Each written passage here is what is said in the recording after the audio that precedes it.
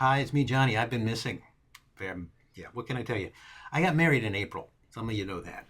And since then, I've had the brain fog. There's nothing else I can say. I still have the brain fog. I think you'll agree by the time I finish talking here. Um, I'll tell you about the marriage another time. Well, this is Darby, by the way. You can see a little of her over there. And there's plenty more to talk about. There's a presidential nonsense. Why not? And it's hurricane season and also wildfire season. You would think the two would cancel each other out, but in fact, they are complementary. Who knew? Anyhow, why I'm here? It's ant season. We have ants, and that's what I've been fighting for the last few months. They pop up in the bathroom, in the kitchen, in the laundry room, the living room, at the front door, and trash can. They just show up and then they disappear. For the last 7 years, Darby has eaten all of her meals over there, and you would think the ants would figure that out and just be there all the time. And in fact, they send out little patrols and sentries to look for food all the time. You see them once in a while on the desk or whatever. But the last time was, I guess, about 3 months ago. They swarmed her food and she yelled at me, and then I had to go over there and kill everything. Now, by killing, I mean I'm not allowed to use poison in the house. But by poison, I mean bug spray, the kind that actually kills bugs. So we had to use the environmentally friendly bug spray, and that's essentially vegetable oil. And so you spray them, and if they don't drown, it's a slip and fall hazard.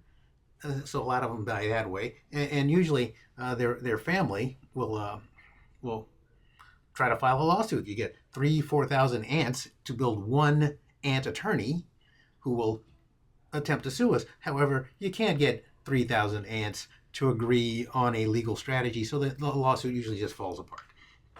And lucky for me, it does. But then you got that greasy ant slick that's got to be cleaned up. And it's all sort of a pain in the ass. But the thing is that ants are just so organized and determined. I mean, if you ever have seen like a possum, some roadkill on the side of the road, and it's like covered in ants. And then you go back a day later and it's like less possum and less ants. And then a day after that, there's like virtually no possum and very few ants left. And it's because of the organization, the teamwork. That's what ants are great at: dismantling stuff and carrying it away, whether it's dog food or a possum. It's also spider season. Every spider has the dream of catching one of us and wrapping us up in a cocoon and sucking out all of our precious bodily fluids. Now, if they catch one of us, the word goes out on the World Wide Web, and that spider becomes royalty among spiders. I mean, famous, and they get like endorsements, and maybe it's a reality TV show. Who knows what'll happen with a spider who catches a human being? And so they're always like putting webs up at the front door of the house. So I walk through and I'm all freaked out all day long because I think I got webs and spiders on me, and it's just more another reason I still have that therapist on speed dial. And so they're always trying to catch something and kill, because that's their job: catching and killing. They're bloodthirsty killers. The spiders are.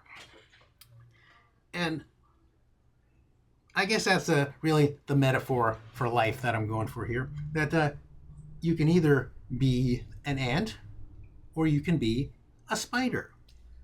Whatever you do, don't be the possum. Okay, this has not been educational at all.